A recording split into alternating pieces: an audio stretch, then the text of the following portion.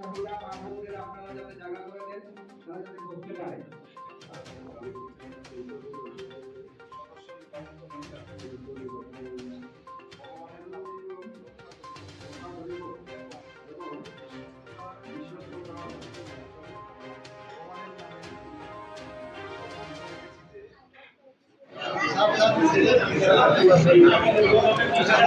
আজ যে এখানে পঞ্চায়েত গঠন হলো কংগ্রেস দলের পক্ষ থেকে, সেই বিষয় নিয়ে কি বলবেন?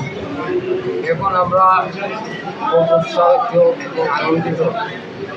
দীর্ঘ 19 বছর পর পুনরায় এই অঞ্চলের মানুষের যে কাঙ্ক্ষিত মনের আশা একটা বাস্তব দিয়েছেন এই এলাকার।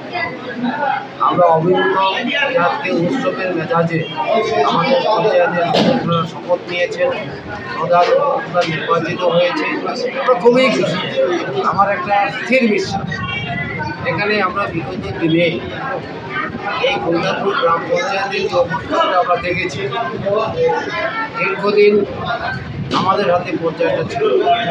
আমাদের পঞ্চায়েতে যারা কর্মকর্তারা হয়েছে, আমার বিশ্বাস এই অঞ্চলের উন্নয়নের জন্য তারা বিভিন্ন প্রচেষ্টা চালিয়ে যাবেন এবং এখানে গ্রামীণ রাস্তা সহ মানুষের যে বিভিন্ন সমস্যাগুলো আছে, এটা আমার মনে হয় অবসরের ভিতরে ওনারা সমাধান করতে পারবেন, ইচ্ছা করলে পঞ্চায়েত করতে পারবেন। এখানে গোলদারপুর গ্রাম পঞ্চায়েতের কিছু রাস্তাঘাটের সমস্যা আছে, এটা 1 বছরের ভিতরে যেমন আপনারা যেদিকে এসেছেন রাস্তার অবস্থা দেখেছেন, ঠিক আছে না? এটা আমরা 1 বছরের ভিতরে একটা সুন্দর করে আমরা চেষ্টা করবো আমাদের পঞ্চায়েতের তরফ থেকে। রাস্তাটা বিলম্বী পঞ্চায়েত যদি উদ্যোগ গ্রহণ করে বিলম্বী ডিপার্টমেন্ট কাজ করতে বাধ্য থাকবে, কারণ এই পঞ্চায়েতের পার্টি নিরলসভাবে তাদের আজকে এই পঞ্চায়েতে আশাবাদী এই এলাকার মানুষের আশা আকাঙ্ক্ষা এই পঞ্চায়েত করতে পারবে। পঞ্চায়েতে কী আছে এটা আপনারা সবাই জানেন, ঠিক আছে? এর মধ্যেও মানুষের ছোট ছোট চাহিদা থাকে, ছোট চাহিদা যে অর্থটা আসে এর থেকে ট্রিটমেন্ট করার খুব চাহিদা।